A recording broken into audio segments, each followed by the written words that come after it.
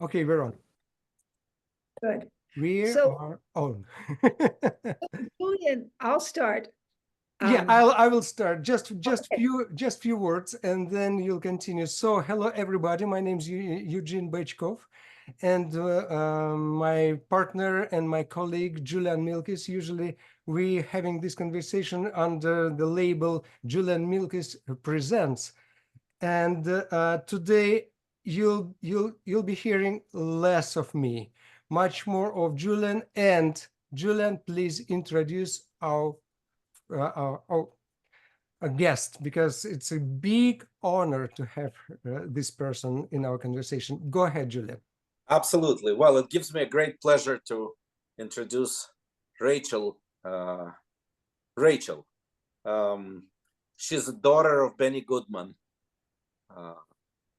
That I don't have to introduce Benny Goodman, everybody knows.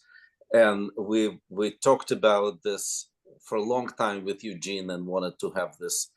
And since Rachel just finished the book about her father, so we thought it's the right time to have her as a guest.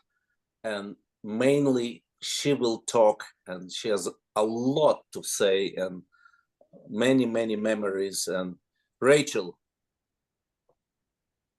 please say hello, and we'll start improvising. Wonderful. Yes, I told Julian just before we began recording that we're going to swing together and improvise. And so first I want to say that the book is not strictly about my father at all. The book is about my relationship with him and how incredibly difficult it was. And what happened to me during the year and a half I spent writing it, which was that I began writing the book for two reasons. Who the hell was this man who had such power in the world and power over me? And that power that he had over me was in large part because I happened to have been born gifted musically. And it was very clear from the beginning, and I think it became clearer to me as I grew older, but he was so difficult to live with, and I wanted to come to terms with him.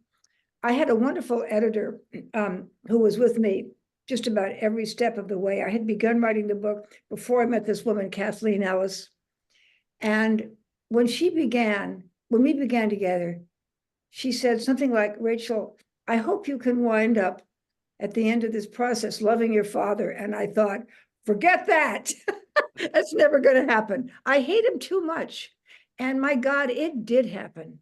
I did wind up loving him because, well, I went through this lengthy process of I would just call it coming to terms with who he was. And that involved seeing how difficult his life was, seeing how unbearable, in a way, the life of any celebrity is. And this is very much an aspect of my book, which one day when it's published, I hope will be of benefit to other offspring of celebrities. Well, not that every celebrity is born a genius, in my mind. However, my father was. And I had an interesting conversation with somebody just last week. So here I am, I'm turning 81 in the beginning of May, and I'm still seeing things, seeing things about him, which is very wonderful. And this woman was saying, Rachel, you'll never be able to imagine your way into the depth of poverty of your father's childhood. I mean, I was born his daughter. I was born rich. My mother was a Vanderbilt. My father was already well established. And he grew up in a Chicago slum where he was the 9th of 12, there was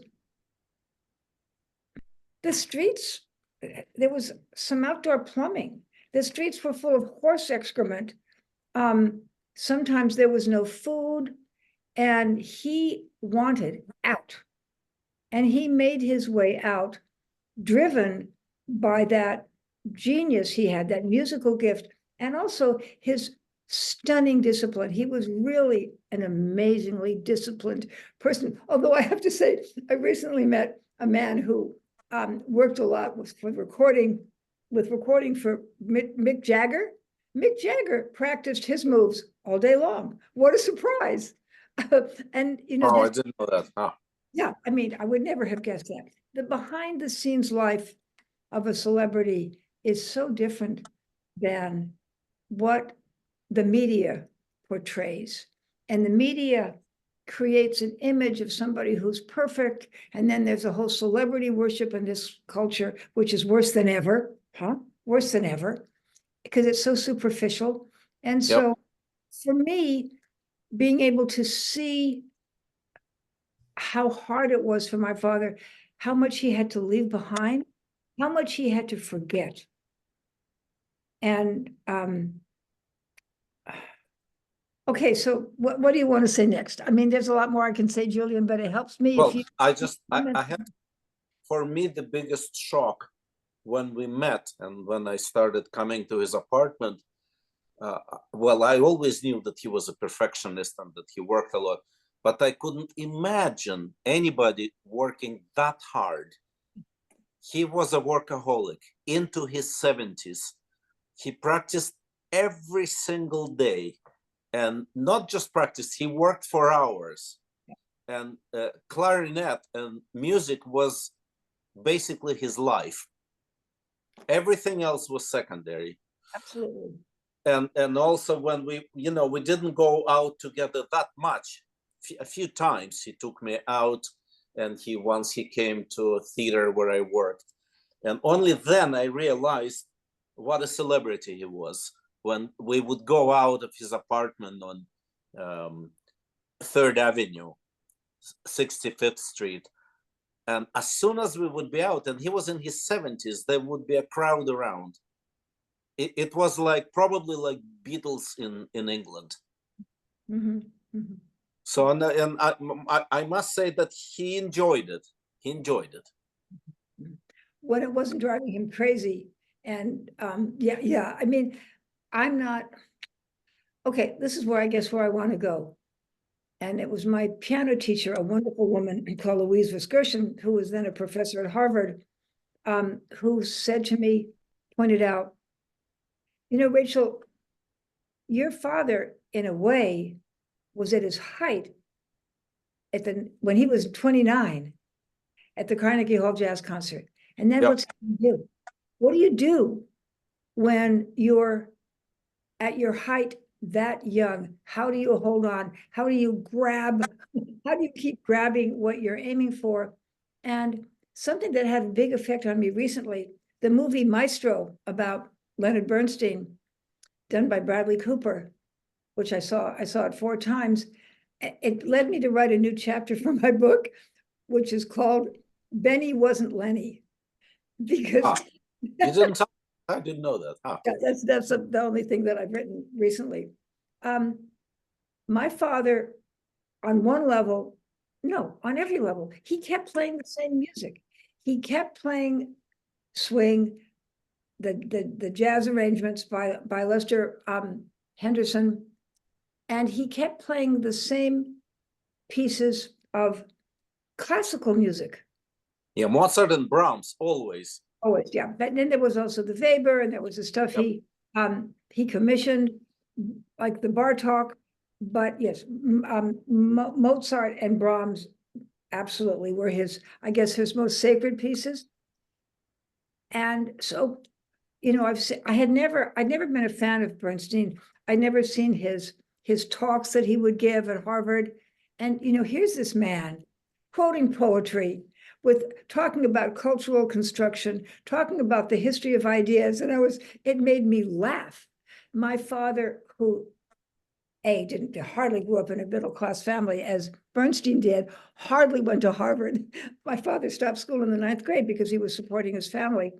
My father was so narrow-minded in every level, and that really interests me. Seeing, it wasn't, again, as I say, until I saw Bernstein, that I realized how extraordinarily focused my father was.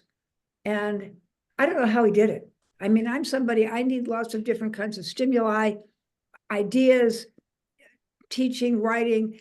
That was one thing. And also my relationships are really important to me. They weren't important to him. As you said, Julian, it was just. But Rachel, I don't know if I ever mentioned this. Well, as we talked about it, I learned a lot from him. Like, he changed my sound, but he said once very important thing that stuck in my mind. He said, every time you play a piece that you played many, many times, play it like you're playing it for the first time and like you're playing it for the last time. Oh, wow. So this is very profound, and it's very important. So, and he did that for sure. Wow. Well, I love that. That's so beautiful and indeed poetic and psychological. Yeah. Though it's the first time and the last time, excuse me, you'll never get another chance. Give it everything you have. That's right. Because you just never know. So, and if you try to play it every single time the same, it becomes mechanical. It doesn't make sense. It's not music anymore. Yeah, yeah. So I don't know, I hope this is relevant. I play a lot of music on YouTube on my computer because it's available. Just discovered, I don't remember his name, some extraordinary, I think, Spanish cellist doing the Kodai Cello Sonata No. 8, which is one of my favorite pieces in the world. I don't know string instruments, but that has got to be a killer of a piece. And so when I look at a musician now, or an actor, anybody who's an artist, I think of the hours and hours and hours, countless, that went into reaching that level of perfection. So this guy, he looked to be, I don't know, in his maybe 30 years old. And I was thinking, God, he's probably been playing that piece since he was 6, right? You know, and so I just want to say another thing about my father and quote unquote relationships for him. I spoke to a very wise woman about a year ago, and she said, your father's life was one of collateral damage. He hurt people wherever he went. And I think there is some truth to that. He had a terrible reputation for being unpredictable and sometimes nasty and often stingy. And then there was this very famous Ray of his. Ray, yes, that I experienced twice. the sort of undecipherable glare that he'd give, about which I want to say something in a moment. Well, I guess I'll say it right now. So my father had a very close friend in San Francisco, a well-known columnist called Herb Caen, a fellow Jew. And Herb Caen said that what that look meant was, go out and wash my car. And it was very demeaning. But I also know that from my reading that when they were in their 20s, he was playing with Jack Teagarden, the trombonist, and he was giving the Ray to Jack, and who said, Benny, stop. I can't play when you're looking at me like that. I'm feeling so judged. And my father said, oh, Jack, I'm just so knocked out by the way you're playing. So I don't think that Benny could help himself with this look of absorption. I don't think he knew what it meant. God knows he was not introspective. He would just kind of glom on. Yeah, I told you about the recording that he did in Basel, 1953, with Dick Hyman. It was the first time they played together. And Dick gave me the CD, and I came home and I listened. I called him and I said, Dick, don't tell me it's a live recording. He said, it's a live recording. And I said, it's absolutely impossible to play that perfectly. It's scary. It's abnormal. Who was, excuse me, Julian, who was playing? It was what was so perfect, the ensemble or what? Ensemble, everything. It was perfection in its, I mean, you'll never hear in classical or in jazz music perfection like that. And Dick laughed and he said, do you know how much he made us rehearse? He said, we rehearsed each song for hours. And said, even if one of us would be dead, they would still play it. I just love that. Yeah, and it's absolutely one of the best recordings ever. Yeah, well, that's what it means to be a perfectionist. And I will just say that for better and for worse, as most things usually are, I inherited that need for perfection in what I do.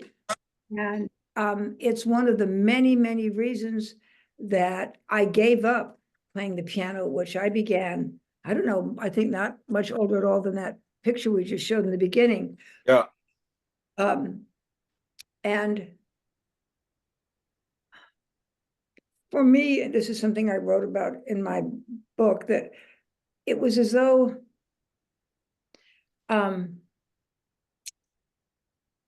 when I played, it was often as though there was Benny sitting on my shoulder and judging me. And it really, it became unbearable. And then, and I loved, and I still love classical music, and I listen to it all the time, but I sold my piano 5 years ago. I hadn't played it for years. And what I felt was that my father had taken up permanent residence in my piano. Yeah. And every time I went to play it, there he was. And I had to escape him. And it's so interesting to me that writing a book about our relationship was one of the ways that I escaped him, which sort of is illogical, but it was the case. Rachel, you know, I still have a dream. I'll visit you in LA and we'll read through Brahms Sonata. Just for the hell of it. Well, Julian, I haven't played for so many years. Okay, that's okay. What happened with the slow movement? Slow movement. Yeah. Oh, so I want to make, let's see. There's so many things we need to talk about, Julian. I want to talk about a very amusing thing that happened with Richard Stoltzman.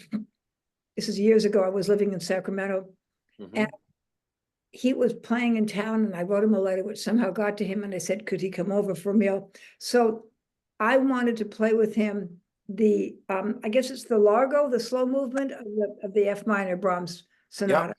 Yep. And because my father never played it as slowly as I wanted it to be. And an important aside, I had no idea that the reason he wouldn't play it as slowly as I wanted was that he couldn't. He didn't have the wind. Yes. We talked to you about it, yeah. If he knew how to breathe, how to circle or breathe. Yes, so he didn't know it would have changed his life, as we've said, Julian. So I wanted to play it with Stoltzman at the tempo that I had always envisioned. But before we began, he said, Rachel, do you have any dental floss? I said, what? He said, dental floss. And then he said, your father didn't floss his teeth before he played? And I said, God, no. And then Stoltzman said, I hate to think of all the lox and bagels that wound up in his clarinet. I'm sure Benny brushed his teeth. Indeed, but he didn't floss before he played. And I never floss before I play. I brush my teeth. Oh, okay, but he didn't do that I know of. I think I would know. So I want to go back to his personality and his drive. Well, actually, let's talk now about the reeds. There's a chapter in my book that called The Reed Quest. And Julian, obviously, you know much more about this than I would. My father kept recycling his reeds. He never threw any away. And when he died, my sister Benji and I and his secretary Muriel Zuckerman went through every corner of the house in Connecticut, the apartment in New York, and we collected 3,500 something reads. Sure, sure. I see your face, Eugene, how stunned you are at that. And so I think very often there was a kind of ritual in trying out the reeds, and I now understand how essential, how a clarinet is no better, right, Julian, than the reed that somebody's playing it with. No, if the reed is not good, yeah, then even if you have the world's best clarinet, it won't help. Exactly. So most important is the reed. But what fascinated me is that they were all only, quote, temporarily out of favor, that he kept recycling them and trying them again, almost like a musician who needs another chance to play better. And right, but when the temperature changes, the reed that was bad, it can suddenly become, very playable, and vice versa. Oh my God. Yes. Oh, reeds are as unpredictable as humans. More. But Rachel, once I came for a lesson and Benny was very upset, very angry. He was looking for a reed and he couldn't find one. And the floor was covered with reeds. He would just try and throw it on the floor, try and throw it on the floor. That's right. And when he practiced, the floor was always covered with reeds. Yeah. Always. And so this is another interesting thing about him. He was an incredibly neat man. The way he hung up his clothes, our house was always neat, except when my sister Benji and I were doing projects. But when he'd come home for the weekend, we'd have to clear everything up and make the place beautiful. But there were two areas in which he was extremely messy. One is the floor covered with reeds. He didn't put them back in their own boxes or, organize them as to what was better or worse. And the other thing was he had a really tiny record collection. I mean, so if you can see my hands here, I don't think the LP collection that he had, maybe maximum 100, maybe. And he would take the records, the LPs out of their jackets, and he wouldn't put them back in again. It's pretty interesting that these two areas, which were most specifically musical in his life, there he was the most messy, which kind of counterbalanced the perfectionism. Yeah, and also I have to say, he was and still is the best dressed man that I've ever met. Even at home, he never wore jeans or slippers. Perfect shoes, wonderful, sweater or jacket, slacks, was all had to be perfect. Yes. And so perfectionism is a hard way to live your life. I mean, in a way, it's beautiful and it's wonderful, but you pay a big price. And so the more I know about him, the more I see that this characteristic carried over in every area. Yeah. So, Julian, I think it would be very interesting for people to know, for you to tell the tale of how it was that you met him, and also about Irina and that amazing situation. Yeah. Well, we've talked about it with Eugene already, but I'll make it a short version. It happened when I had a lesson with my regular teacher, Leon Rushanov, and later I found out that Benny Goodman studied with him. Mm-hmm. This was a deal, right? But this is 1982. And 82 or 83, now I don't remember. And suddenly Leon said, there was a concert yesterday in New York, Verder Trio. It was a lady clarinetist, very fine player. Her husband was a violinist and a pianist. And he said, Benny Goodman showed up. And he said he disliked it so much that he got up in the middle of the concert, made a smirk, and walked out. Everybody saw. Julian, I didn't know that story. Oh my God. Yeah. Oh, It's sure. devastating. Yeah, that was his rudeness. He didn't care. Yeah. He didn't care. He just walked out. And obviously, Elsa must have seen it. I can imagine the shock. But I didn't care about the story. I said, Leon, Benny Goodman lives in New York? And they said, of course in New York. Where do you think he lived? And I said, I never gave it a thought. I didn't know. And then I said, this was in September. And in November, I was playing my debut at Carnegie Hall. And one of the pieces was Contrast by Bartok that Benny commissioned, and the famous recording with Szigeti and Bartok. And I said, Leon, do you think it's possible that I can play this for him? And Leon went, oh, Julian, this is nonsense. He's not friendly. He doesn't like colleagues. He doesn't like clarinetists. Forget about it. And I said, I want to play for it. And I was so young and pushy that Leon said, it's a good okay. episode. Pushy's good. Yeah, you want to be embarrassed? I'll get you his number. He won't even talk to you. He will not answer the phone. So he gave me the phone number, and I got my sort of energy and nerves together. And I called him, and it was Sunday. And he didn't answer the phone. There was a lady there, secretary. And she answered the phone, and I said, I'm such and such. I'm a young clarinetist. I'm giving my debut, and I'm playing a piece that Mr. Goodman commissioned. Would it be possible to play for him? So she asked me, where are you from? Blah, blah, blah. And she said, well, I'll give him all the information. And if he decides to call you, he'll call you. So that was it. And I waited for maybe half an hour. And I thought, no way, he's not calling me. And literally, I was walking out the door, and I was locking my door. And there was a phone call. And I came back, and I said, hello. And he had this a little horsey voice. I said, Julian, yeah, this is Benny Goodman. And I remember when he said that, I collapsed, literally. I sat on the floor, and my English wasn't great to begin with, but it was non-existent.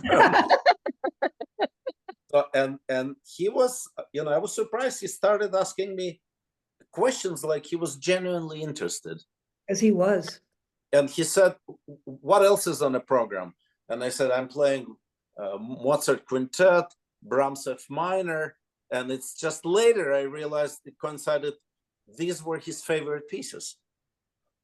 And I'm playing Debussy Rhapsody, and I'll finish the concert with Bartok.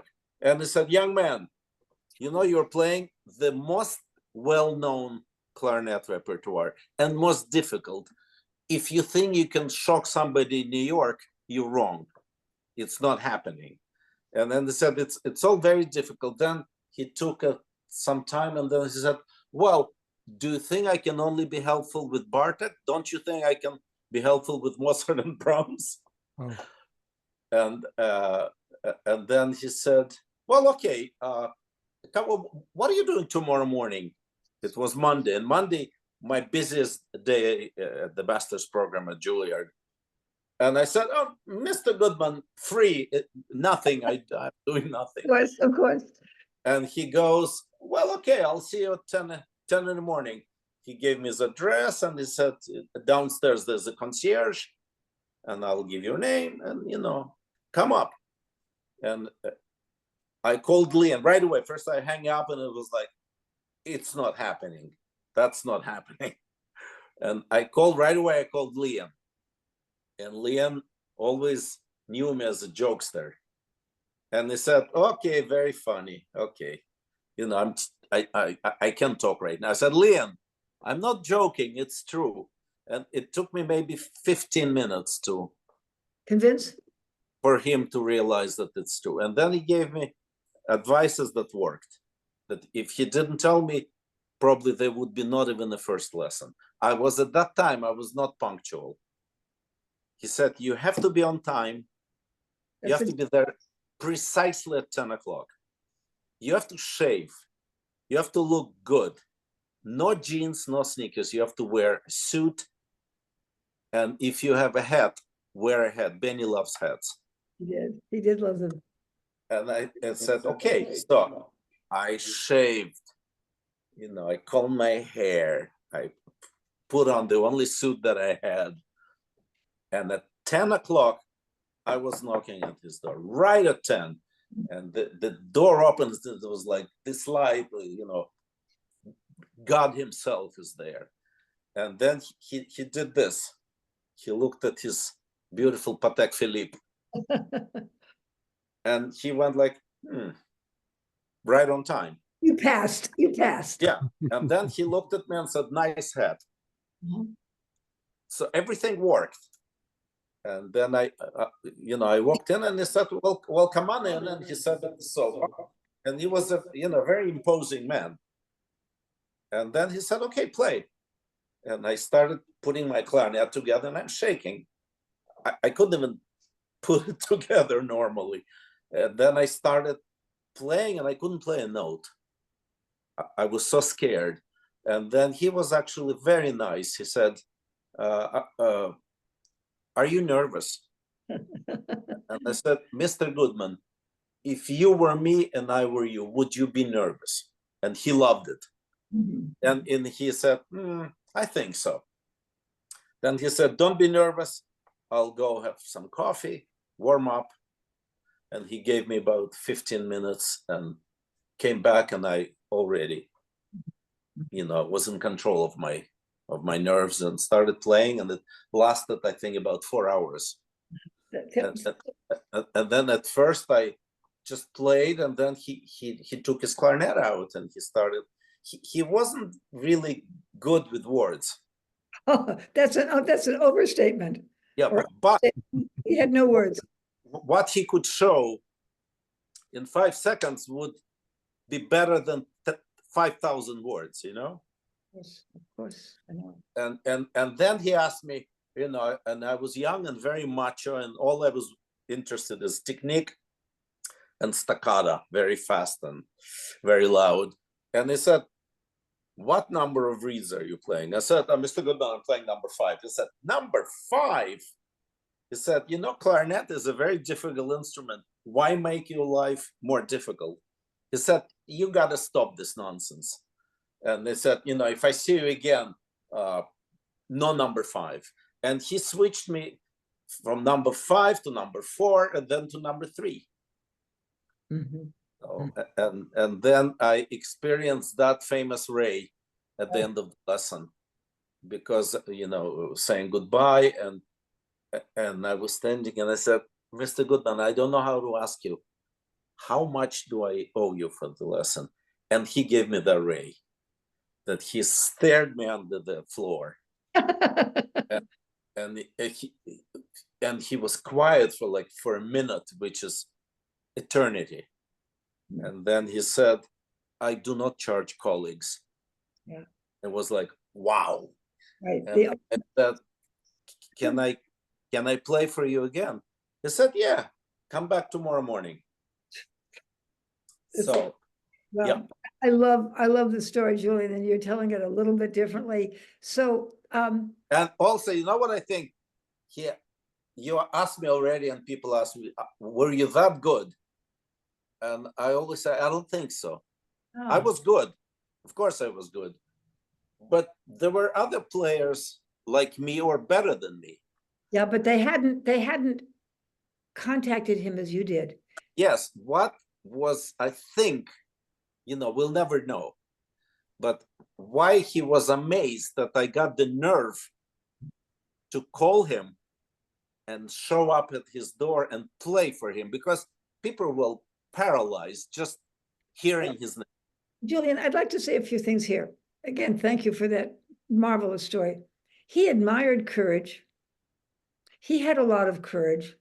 I mean, one of the most courageous things, obviously, he was known for was hiring Black musicians in the 30s when it just was unheard of, and a real risk to his career, and he didn't care.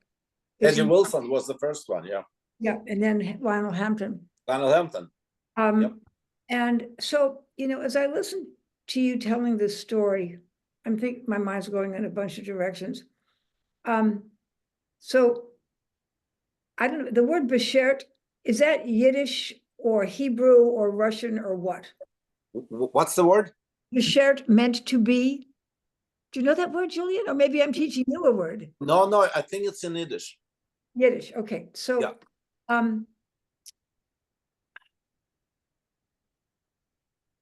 I mean, how on earth can we possibly understand the amazing things that happen in our lives? But it was a perfect meeting then for you and my father. Ah, I know, Julian, he needed you as much as you needed him. That's, I'd say. No, I needed him much more. No, I understand. But from an outsider perspective, I know that's true. He never had a son. Yeah, Rachel, I want to switch before we both Okay. forget the Yeah. story with Irene. Yes. Oh, okay. Okay. Let me just finish the sentence. Yeah, go ahead. Yeah. Yes. You were the son he never had, who came to him at a time when his whole life was waning, and you gave him something, a whole other dimension. So now the story of Irene, and it's hard to tell this because it's so mysterious. So my father had very, very difficult health. He lived in a lot of pain pretty much all the time. He never, ever spoke about it. And let's say he had a very bad back. And, when you play the clarinet, very often you arch your back. And so you're squishing the vertebrae together. And he almost never talked about what was any kind of difficult for him. But I'm just going to make an aside here. This is in my book, and say, one day we were sitting in the living room and he was quiet. He didn't talk, which is really hard for a child when a parent doesn't talk, because of course the child thinks, what's wrong with me? Don't I interest him? And out of nowhere, he said, this one's the Big Dipper, Rach. And he meant this was the most depressed he'd ever been. And I didn't know what to say for that. So he was in physical pain, he was in emotional pain, which he could never discuss, like a lot of men, but especially then. And one of the things he did, part of his discipline, was he would swim virtually every day of his life. And he also did yoga, like 4 exercises. So he went to a place in Connecticut called Silver Hill, which was a place, well, he swam there. I think he saw a psychiatrist there for medication, but I don't know about that, but I'm pretty sure. And one day he's walking around the grounds. It was a very, very elegant place. And his dog, Shimu, who had been my mother's dog, my mother had died, I'm not sure, like 8 years before my father did. Well, she smoked herself to death. Alas, my friend stopped smoking, again, part of his discipline. And he's carrying the dog, and the dog runs over to a lovely young woman. And he says to this lovely young woman, why did my dog go to you? And she said, because I speak dog. They became friends. Yeah. Go and see her. And I wrote about this at length in my book. Julian, you set me up with an interview, which was amazing. And she saw, so you and she saw a different side of my father that I think anybody else in the world did, which is really extraordinary. He was so guarded. He was so silent. He was so inscrutable. And she saw in him a very beautiful person. She was absolutely disinterested in his fame. She was disinterested in jazz. She liked Bach, especially Bach choral music. And I don't know how else to put this. She connected with him, I can call it at a spiritual level, at a profoundly rich psychological level. And she was very careful with him that she not kind of push him to reveal himself too much, because she knew that if he did that, if he became too unguarded with her, that would end their friendship. And then and this part always mesmerizes me. He said to her a few times, did he say it to you, Julian? You remind me of somebody else. Did he say that to you or to her? To her. To her. He said, you remind me of somebody else. And he didn't go farther than that. And the somebody else that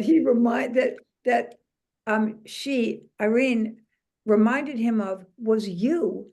And at this, you were both Russian Jews, young Russian Jews, who came into his life at the same time when he was, I don't know how to put it, fading, when he was declining, he was running out of breath, he was holding on for, it's a cliche, for dear life.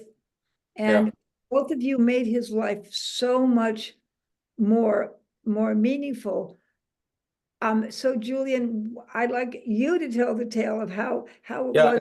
It's actually, it's very fascinating. We were friends with Irene when I was a teenager. She was maybe a year older. In Russia. Later, in Toronto, in Canada. Okay. Later, she married my friend who was 10 years older, and they had a son, and then we lost touch. My friend died very young, and I haven't seen her in I don't know how many years, maybe 30 years. And I'm playing in Carnegie Hall, a big concert with an orchestra.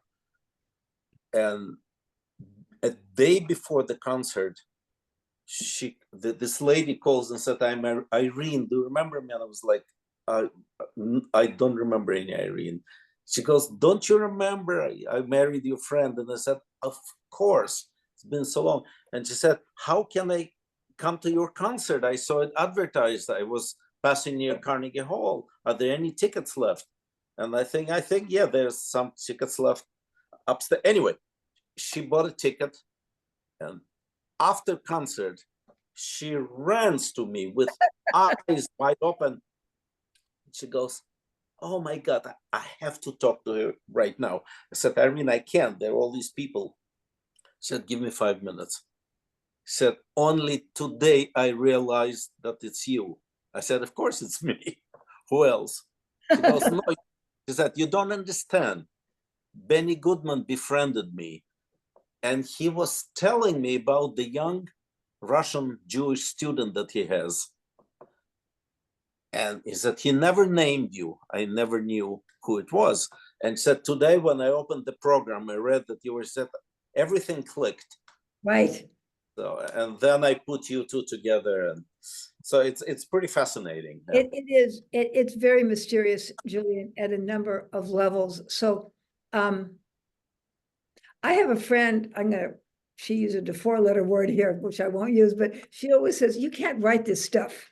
In other words, it seems to, come on, that kind of coincidence, it's impossible, but it was possible. And it did happen with the both of you. And yeah, neither of you realized the relationship that my father had with the other. No, he never mentioned it to me. But, to me, he was really the god of music. Yes. To her, it was totally different. He was a man, human being, and they talked about life. And she said he was thinking a lot about it. He was afraid of death. Right. And they talked about it all the time, and he was not afraid to talk to her about it. I know. And he revealed himself to her. Yes. He had to verbally and emotionally, psychologically, as he never had to anybody else. Yes. Yeah. With me, sometimes he would call and said, what are you doing now? And of course I would say, oh, Mr. Goodman, nothing. He said, well, come on over. And then I would start looking where the clarinet. I said, no, don't bring the clarinet. I just want to talk to you. He was lonely. He was lonely. And he had some very, very good friends, but there was a real loneliness there, which I'm sure in part was related to knowing that obviously that he was soon to die. Yeah. And that he couldn't play music as he had. So Julian, I want to talk a bit, because this is so much part of my book. Let's see. My book, I guess, yeah, my book is called Dream Swing. Why is that? So my whole life I grew up. By the way, Eugene, how much time do we have here? No, that's okay. That's okay. You know what? I'm just stunned. Just listen to this conversation, and I'm absolutely fantastic historical conversation, I dare say. So please keep going, please, please. Oh, I'm so glad. Good. So why did I call my book Dream Swing? When I was in my 60s, no, let me back up. My whole life, I felt inadequate because I couldn't swing, because I couldn't improvise, because I couldn't do what my daddy did. Now, I have a very profound, brilliant friend called Daniel Sapin, who said something to me very interesting. He said, you know, Rach, you weren't supposed to be able to do what your father did. He didn't want you to be able to do what he did. I said, you're kidding. He said, no, that was his territory. There were lots of reasons that you were afraid to improvise at the piano. And I look back now, and I think that Daniel was right. My father, as I found many brilliant artists are, he was very protective of his territory, and he felt threatenable somehow, which strikes me as amazing. So I had a couple of dreams, different, but a few years apart, in which I'm swinging on a sling. And I thought that, and they both felt very, very delicious and wonderful. And I'm in a wooded area, and it's beautiful, and I'm just going back and forth. And only about a year after these two dreams, which were quite far apart, did I realize, swinging, I'm finally swinging in the dream. So one of the things that my book is about, and a reason that I think it will be valuable to some readers, particularly valuable, is how do we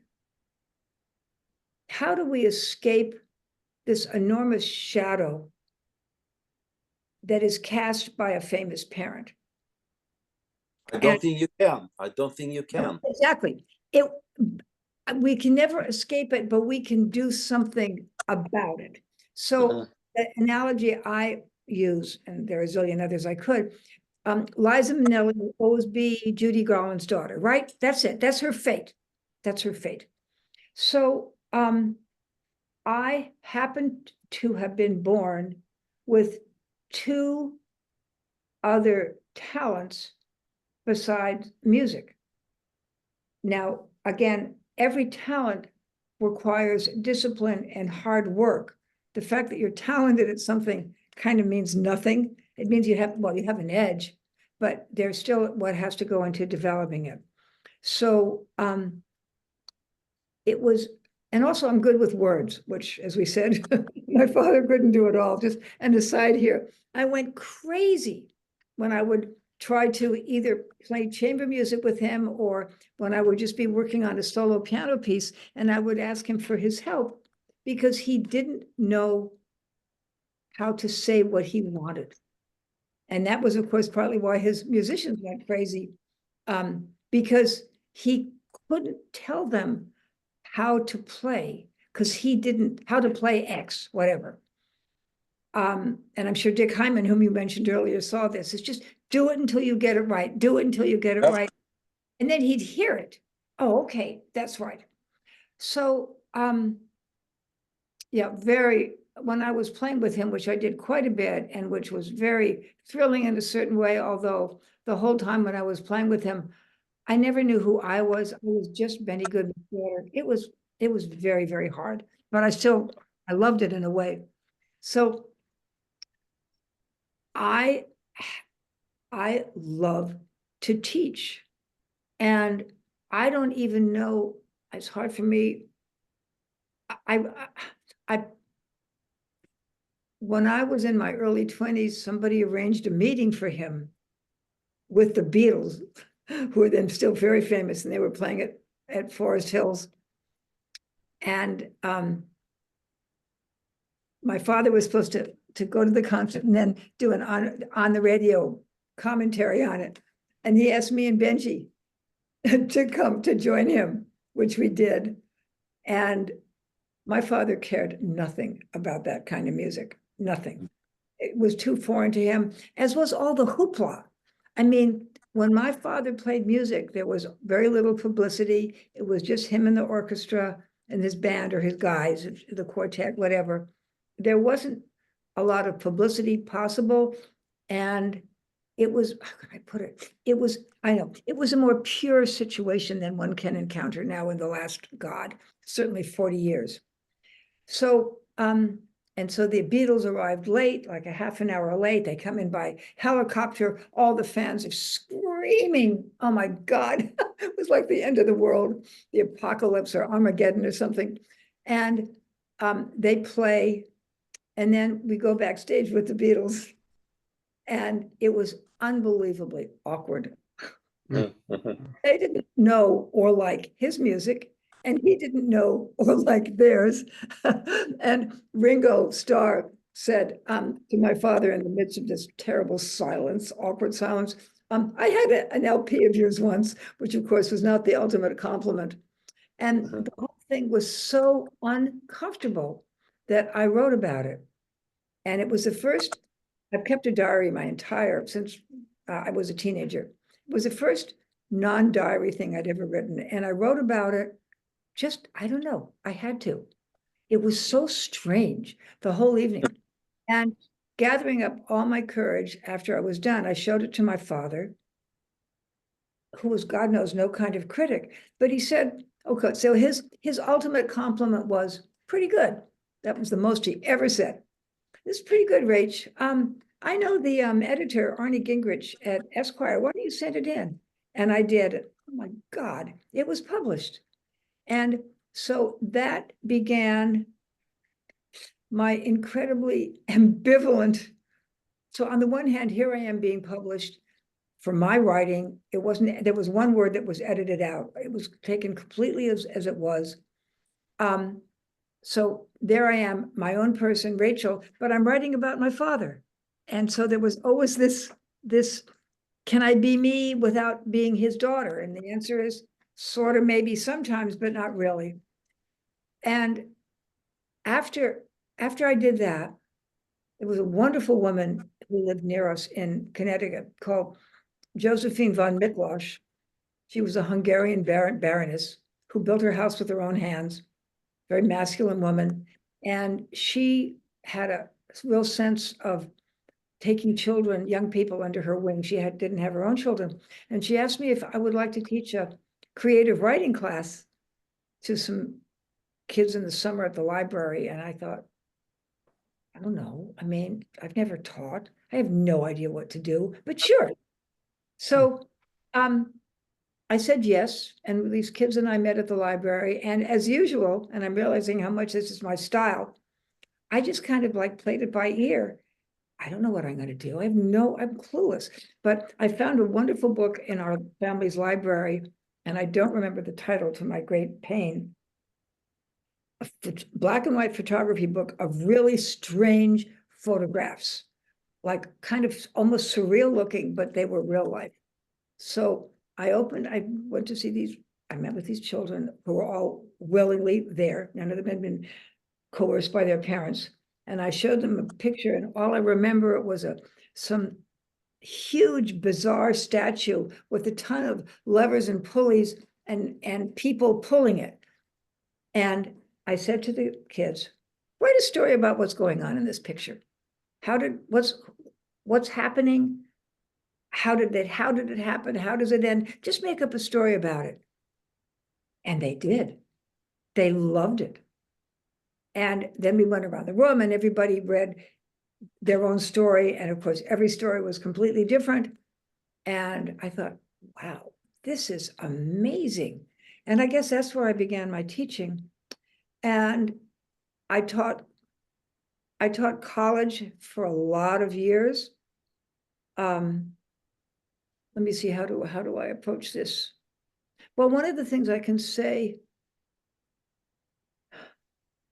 it took me a long time to become a good teacher, a long time. I was very strict, like my father. He was my role model. Benny actually said about his band, first you got to make them hate you. What a terrible thing to say. I mean, my feeling was first I had to make my students love me, not hate me. And I had very high standards, and I was working with a lot of students who didn't have a good background. And I was not getting good reviews at all. But slowly, I just kept at it, and I was determined. And that's one of Benny's mottos was, don't quit. That's what he said. He said to Glenn Miller. That's his last name, right? Yeah.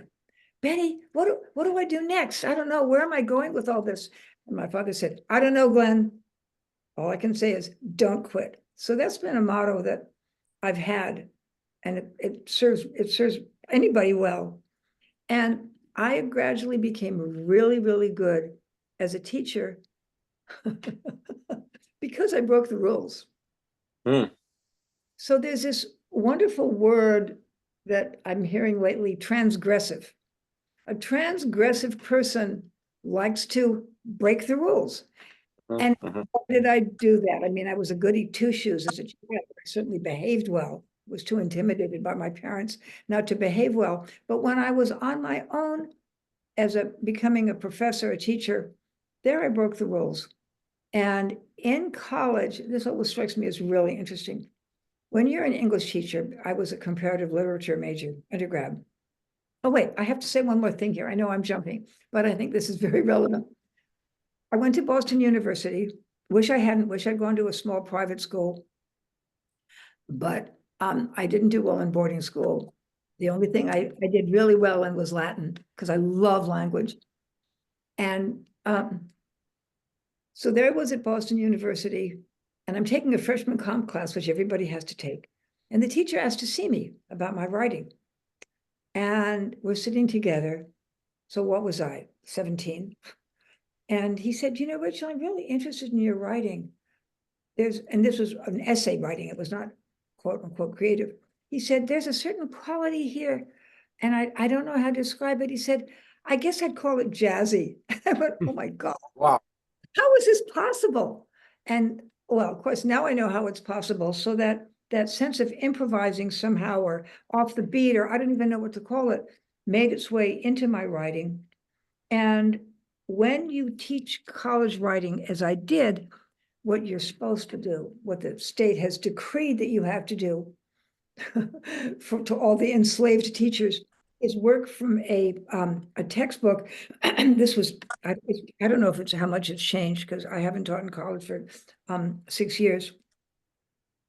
The textbook has a number of essays on various hot political topics, pro and con. Like one of them these days must be the use of pronouns, because pronouns are changing. And some people are they, and for English teachers like me who are of this age, it's very confusing and kind of crazy making, because they are supposed to be more than one person, but people sign their pronouns, all of that. So that would be an example of the kind of thing that students are reading essays about, and then they have to write an argumentative essay, taking a stance one side or another. And I thought, this is horrible. I can't stand it. They hated it. I hated it. Because it's all very cut and dried and very forced and enforced. And an amazing moment for me was when I was in the faculty room at Sacramento City College, where I taught for years. And one of the teachers said, to nobody in particular, to her colleagues, when I go home over the weekend and I have a bunch of student essays under my arm, I just want to put needles in my eyes. And I told that to the students. And I said, this is after a few years of teaching, when I finally figured out I'm going to do my own thing. I said, since teachers want to put needles in their eyes reading your boring essays that you're having to write, and since you no doubt wanted to put needles in your eyes when you were writing the essays, let's just change the game here. So I began making up my own courses. The first one was censorship. I did propaganda. I did corporations. I did evil. And we didn't have a textbook. And I would have the students, I put the students in a semicircle so that I could see everybody. Nobody was looking at anybody's heads. I could also see, I could be watching out for them taking out their phones. And the student so I began working with three kinds of materials. We would look at YouTubes about it. Oh, also, let me back up. The last 5 years I was teaching, my topic was the selling of addiction in America, because addiction is sold in America. And a little simple example is binge watching. To binge used to be a negative word. Now it's not. Now it's something it's cool to do. In fact, the other day, I was very tired this week for a bunch of reasons. And I did the first binge watching I ever had done. I looked at episode after episode of an old series called The Wire. I'd heard about it. I'd never watched it. I loved it. It was fun to binge watch. I had nothing else to do. So I would have the students either, let's say on this topic of addiction, they would either watch a YouTube, somebody talking about, let's say, addiction to social media, to their iPhone. I would do very complex and dark and ambiguous movies, YouTubes and podcasts. And those, we had, day one, I would say, we aren't going to use a textbook. And they'd go, what? No textbook? And my classes were really exciting. So the students would do the assignment. They had to write 500 words per class, 2 classes a week. And I didn't want to know, let me begin again. Some students who had been, I would say, mostly coerced, they would write what the assignment was about because they didn't know how to think about the assignment. So they'd write about the plot of the movie or the plot of the YouTube. No. What do you think about it? I wanted to know, how did this affect you? And different students would see different things. They'd respond differently. And we'd go around the classroom and every student would say the major points that he or she had seen. And then very often I would drill in and I'd say, oh, that's so interesting. Tell me why you thought that way. And first they'd go, God, I don't know. And I could tell they were really irritated. They didn't want to be pushed. But then eventually they came to see how they arrived at their interpretations. And this was reinforced by the other students doing the same thing, because they were all in the same boat. I called on everybody. And the students who were freaked out and said, I can't speak up in class, I'm too shy, I'd say, don't worry about it. I call on everybody. You don't have to say more than a few words. Everybody participates in my class. And so they all got with the program. And that was how we all learned to swing in the classroom, because everything was unpredictable. And I would be responding to their comments at the moment, and they'd be responding to their comments at the moment. And we were all swinging together. And then I want to say there was one particular kind of essay that I heard about. And that's a very interesting kind of avant-garde style called the collage essay, where you take, in fact, I will say how that led to my book that I just finished writing. You take a topic and you take a topic which is really central to you and often really painful to you, and you write about it. And You write in little brief paragraphs. They do not have to connect well. And you do inside research. You write about your experience with this topic. And then you do outside research. You find stuff online. So I'll tell you the 3 essays that I kept from my students that I found the most useful as examples. One boy wrote about his pornography addiction, which I'd never heard of at that point. One boy wrote about his addiction to his iPhone, and one boy wrote about his addiction to TV. And I told my students, I would hand out these essays for them all to read, and we'd discuss them, and I'd say, okay, now I want you to do your own. And I want you to know that nothing you write is going to shock me or make me judge you. I'm not going to grade these. I can't grade you writing from your heart. I can't do that, but it's your assignment. And I said, I have walked, because this is true, I've walked through my own dark hallways. I understand myself. I've looked at the sides of myself that frighten and that disgust me. And I know pretty well who I am. So if you write about that, it's not going to freak me out. And a lot of my students wrote that at the end of the essay, I would say, write, how was this experience for you? Analyze how you felt writing this and what it is either done for you or perhaps not done for you or done against you. And a lot of my students wrote that it was the most valuable thing they'd ever done in their lives, or at least in college. And that's the kind of teacher I am. And I'm now about to I've been living in Berkeley now, coming on my 6th year, and I'm about to get back into doing however I can, teaching or tutoring, because it's a very exciting thing to do. That's fantastic. Very touching. And okay, so we held you for long. Rachel, thank you very much. Now, but I don't want to finish our conversation like that. Would you be so kind to show us some pictures, please? Yes, I would love to show you some pictures. Yes. So here's, wait, let me begin with the youngest.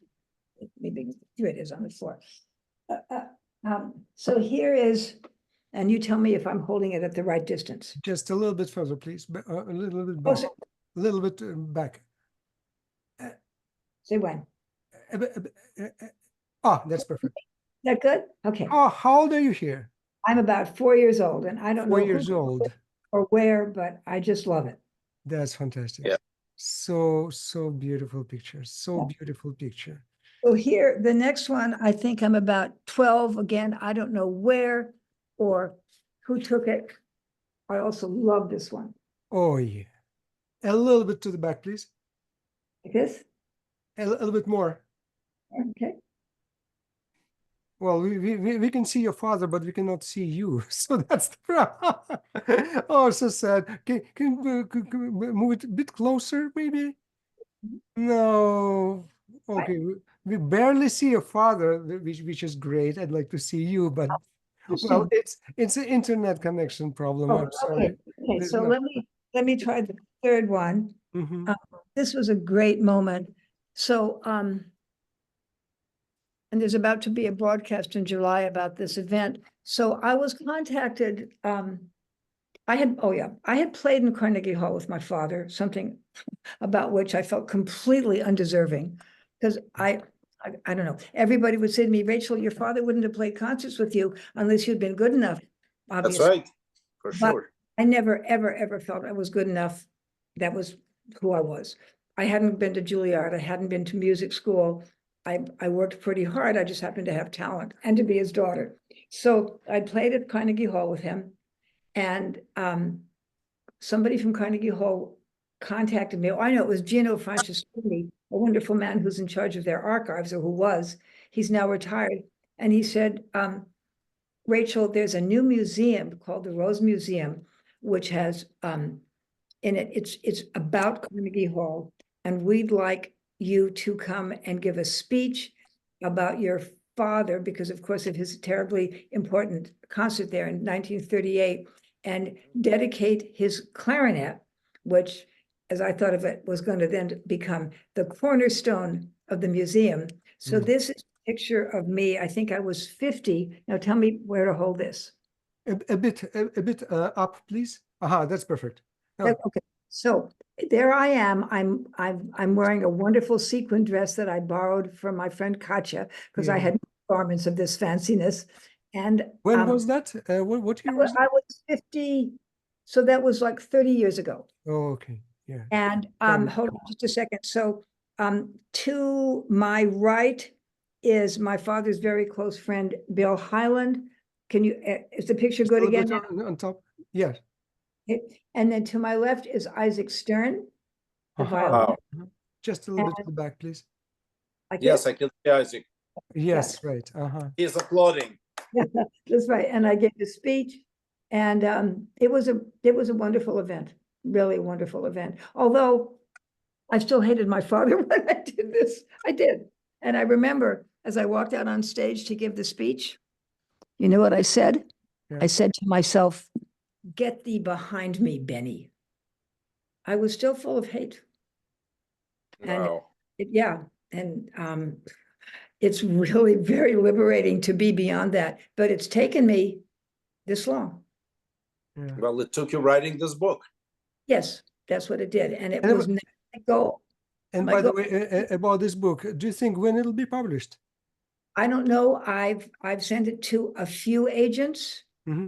Hasn't yet found somebody. I know there are a lot of factors here. One is it's really hard to get published these days. Another one is that my book is very strange in the sense that it's what's called a literary memoir. The way I write is as important as what I write. In other words, it's not just ordinary writing, because I'm a very good writer, and it's very creative. It's very psychological. It has very high level of vocabulary because I guess I'm an intellectual. And also it describes a number of really mysterious and inexplicable experiences I've had that when some people read it, they're going to think she's psychotic, but I'm not. I've just had a lot of strange experiences around my father. I write about them. I read the book, the manuscript, except the last chapter. It's fantastic, and it'll find the publisher, and it should be great. Yeah, I'm sure. Also, I want to end on my part that there's not a day that goes by that I don't listen to Benny's playing. Oh, beautiful. Oh, yeah. Every single day. And I can't tell you how many tears I shed. And it still brings tears to my eyes when I hear him play. And every time I think I'm such a lucky man, you know, I must have, God kissed me somewhere there. And Leon, you know, after I started visiting your dad quite a bit, he said, "Julian, you know that the fact that Benny took you is much more important than if you won a lottery, you know, $1 million. That's true. That's a really interesting point. And he was absolutely right. Yeah. Well, we live in this commercial world where money's supposed to count more than anything, and it's really relationship. Yes. It counts more than anything, isn't it? Yeah. Yes. Right. Well, at least to me, and I'm sure it's the same for you. Yeah, I was very lucky. Very, very lucky. Thank you. Thank you very much, Rachel. It was a real like honor to have you for this conversation. It's absolutely, I'm unspeakable, and there's usually Julian said on this occasion, it's priceless. I love this. So, Rachel, thank you so much. I'm honored, and I think it'll be very, very educational and interesting for just for general people, not necessarily music lovers. And also, I have to add, you look stunning. You look great. Oh, thank you. Thank you so much. Thank you. And I hope to see you very soon. I know. I know. Okay. Thank you, guys. Thank you. Appreciate it. Are we done now with the interview? Yes. And I stopped recording.